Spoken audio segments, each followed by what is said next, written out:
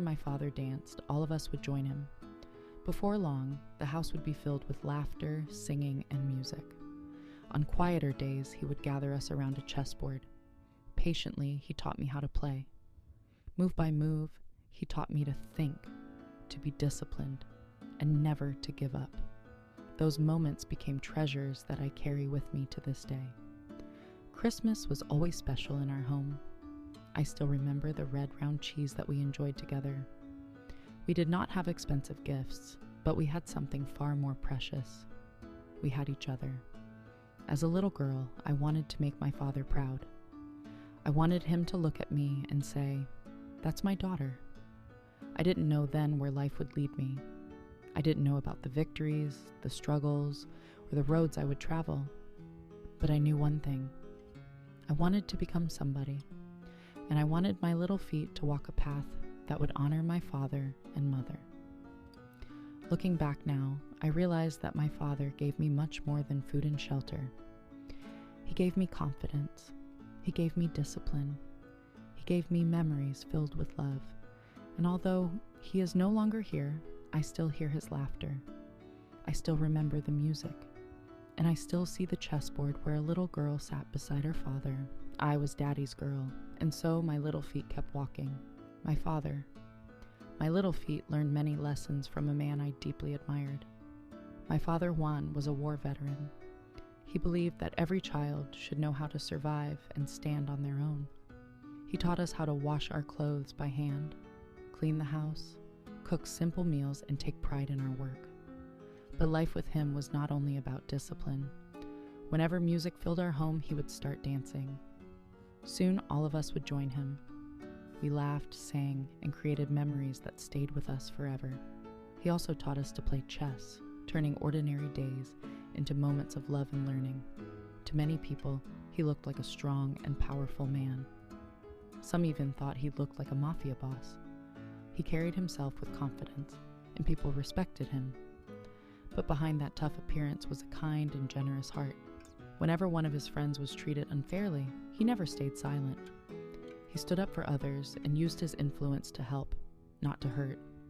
He was hardworking and owned a Jeep that provided for our family. He patiently taught many of his friends how to drive, giving them a chance to earn a living and support their own families. Christmas was always special in our home. One tradition I remember with joy was the red round cheese that appeared every year. It was simple, but to us it meant celebration, family, and love. I was Daddy's girl. Through his example, my little feet learned discipline, kindness, generosity, and courage. Those lessons would guide me for the rest of my life. Paradise in the Province. As the youngest of 7 children, I spent part of my childhood in the province with my uncle and aunt on my vacation time. They were not wealthy, but they treated me as their own. Their love made me feel safe and happy. Life in the province was simple and beautiful. My uncle and aunt had a small store where they sold peanuts, fruits, vegetables, and ice candy. I loved watching them work and helping whenever I could. Anything my uncle bought from the farm, my aunt can convert it to money. The fresh air, green mountains, and quiet surroundings felt like paradise to a little girl. I flew kites with other children and spent hours playing outside. We had no computers, no cell phones, and no expensive toys. But we had something far more valuable. We had laughter. We had neighbors who knew each other. We had simple meals shared with love. And we had time. Those days taught me that happiness does not always come from having more.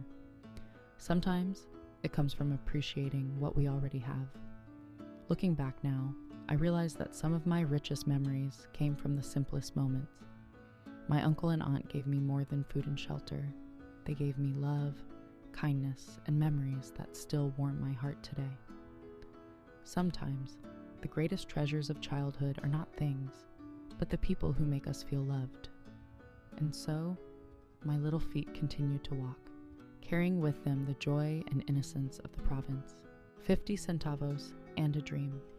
Even as a young girl, my little feet were already learning the value of hard work. I remember going to school early while most children were still arriving. my teacher would ask me to help cut cabbage and prepare vegetables. For my work, she would give me 50 centavos. It was not much, but to me, those 50 centavos meant something special. They taught me that honest work has value.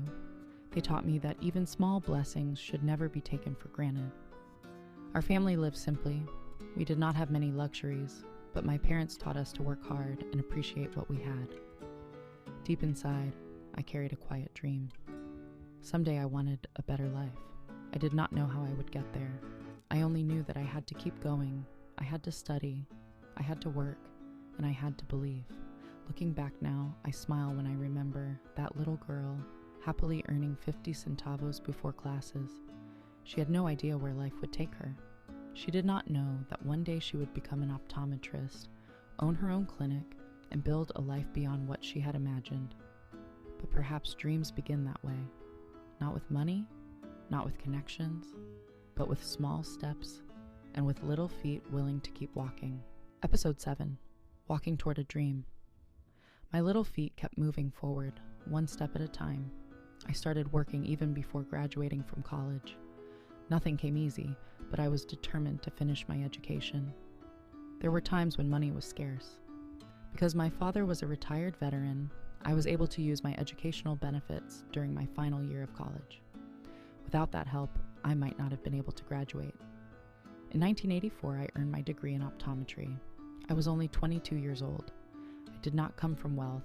I did not have shortcuts, but I had dreams, determination, and parents who believed in education. Soon, I opened my own clinic. For 12 years, I worked hard, examined patients, and helped people see more clearly. I was not pretending when I held those instruments. I loved my profession. It became more than a job. It became my calling. Over the years, I helped support my family, and I was proud that 5 of the 7 children in our family finished college. Education was one of the greatest gifts our parents gave us. Looking back, I realized that success is not measured only by titles or accomplishments. Success is being able to stand on your own feet. Success is helping others along the way. And my little feet, which once walked to school for 50 centavos, were still walking toward bigger dreams. Episode 8, The Chessboard of Life. My little feet learned many lessons from my father, and one of the greatest gifts he gave us was the game of chess. He taught all of us how to play. But chess was never just a game. To my father, it was training for life. He taught us how to think before making a move, how to be patient, how to stay calm under pressure, and how to study our opponent without revealing our own thoughts. He taught us to hide our emotions, not to show fear, not to show anger, not to let others know what we were thinking, and sometimes, when necessary, to bluff our opponent. One lesson stayed with me all my life. Even if you are in pain or facing difficulties, do not show it to others. Carry your burden with dignity. I remember one time my father told us something I never forgot. If you decide to go out into the street, I do not want to see you crying. If you go out, it means you can carry yourself, no matter how painful it is. That was his way. He believed that strength came from within. As his daughter, I learned to endure, to keep moving, and to fight my battles without complaining. When life became difficult, I remembered the lessons from the chessboard. Never panic, think carefully, protect your position, and never give up after one bad move. In 1982, I had the honor of competing in the National Women's Chess Championship in the Philippines. Among many talented players, I finished 7th and was recognized as Rookie of the Year. I did not bring home a championship trophy, but I brought home confidence, experience, and the belief that I could compete with the best. Years later, my love for chess continued. Together with my friends, I organized a Filipino chess club. We became more than members. We became family. We held tournaments. We gave chess lessons, and we shared our passion with others. I would like to remember some of those wonderful friends who made those years so special. Michael, Irene, Jonathan, Danny, Mike, Eileen, and Perez. Thank you for the laughter, the friendship, and the countless hours we spent around the chessboard. Looking back now, I realized that my father gave me much more than the game of chess. He taught me discipline, he taught me resilience, and he taught me that life itself is a chessboard. There will be victories, there will be losses, but as long as the game is not over, there is always another move to make. And with every move, my little feet continued their journey, one step at a time. Episode 9, My Little Feet Cross Borders. As a little girl, I never imagined that my feet would one day carry me beyond the Philippines. Life had humble beginnings, but dreams have a way of opening doors. Over the years, my little feet traveled to different parts of Asia and the Middle East. Each journey taught me something new. I experienced different cultures, met wonderful people, and learned that kindness speaks a language understood by everyone. Travel showed me that the world is much bigger than I once imagined, but no matter where I went, I never forgot where I came from. I was still the little girl who grew up simply, the girl who earned 50 centavos helping her teacher cut cabbage, the daughter of Juan and Josefina, the youngest of 7 children, and the girl whose father taught her to stay strong and never give up. Looking back, I realized that my little feet have walked farther than I ever dreamed. Not because I was wealthy, not because life was easy, but because God opened doors, and I kept walking. From a simple life in the Philippines, through different countries and cultures, and finally, to a new chapter in the United States, where I now call home. My little feet had crossed borders, but they never forgot their roots. Episode 10, A New Life in America. By the year 2000, my little feet had already traveled far, but another journey was waiting for me, a journey that would change my life forever. I left the Philippines and began a new chapter in the United States. Starting over was not easy. Everything was different, the culture, the language, and the way of life. But I came with hope, and I came with the belief that hard work could build a better future. Like many immigrants, I carried memories from home and dreams for tomorrow. I knew that beginning again would require sacrifices, but I had already learned from my parents that nothing worthwhile comes easy. I remembered the lessons from my father. Stay strong, do not give up, think before making your next move, and keep moving forward. I remembered the love of my mother and the support of my brothers and sisters. Those memories became my strength. America gave me opportunities. But opportunities alone are not enough. They still require courage. They still require hard work. And they still require faith. Looking back now, I realize that moving to America was not the end of my journey.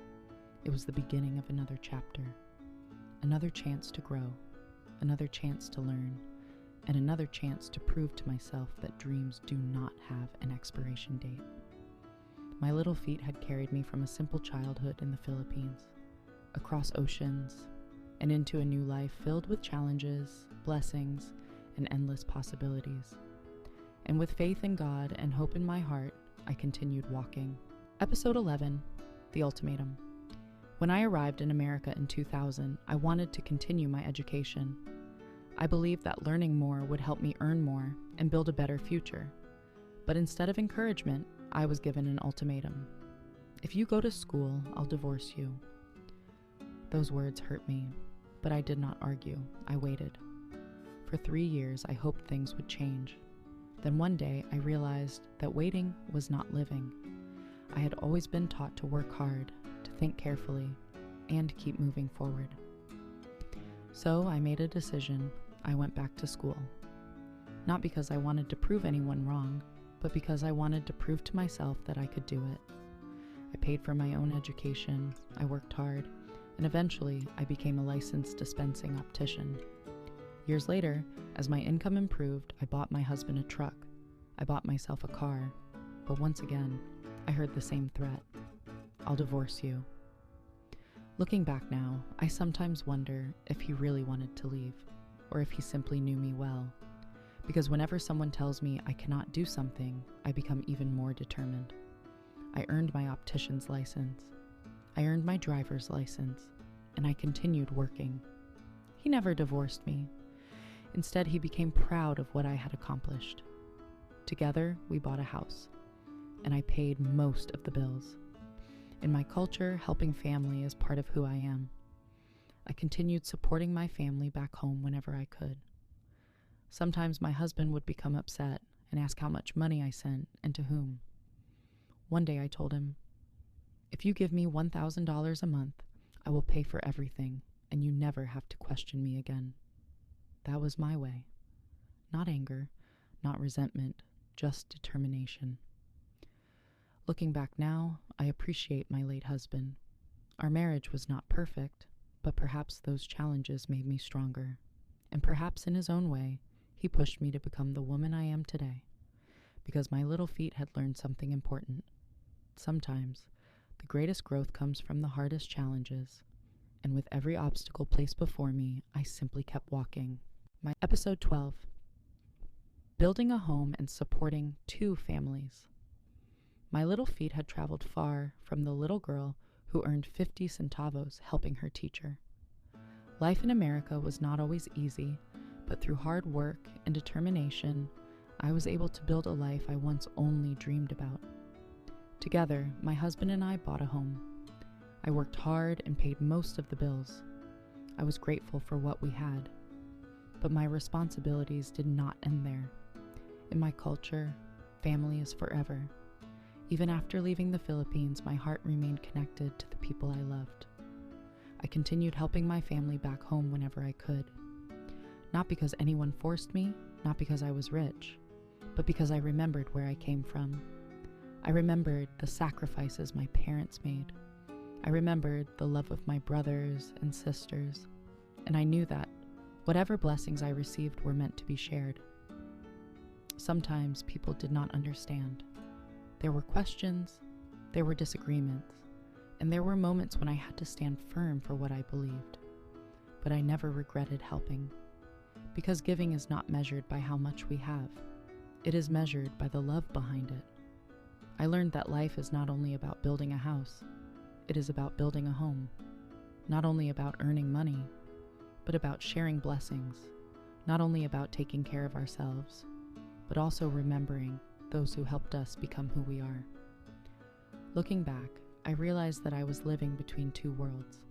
One family in America, another family in the Philippines, and somehow, with God's grace, my little feet found the strength to walk between both. I may not have had children of my own, but love does not only belong to parents. Love belongs to anyone willing to give. And through the years, I gave what I could. Not perfectly, not abundantly, but always with love. And that, to me, was enough. Episode 14. My Little Feet. My little feet began with a dream. Life was not perfect, but it was beautiful. From a simple childhood in the Philippines, to education, chess, travel, and a new life in America, I kept walking. There were tears, struggles, and losses, but there were also blessings, laughter, and love. I thank my parents, Juan and Josefina, my family, my friends, my husband, and most of all, God. I may not have children of my own, but I have lived a colorful life. If my story teaches anything, it is this. No matter how difficult the road may be, keep walking, because little feet can carry very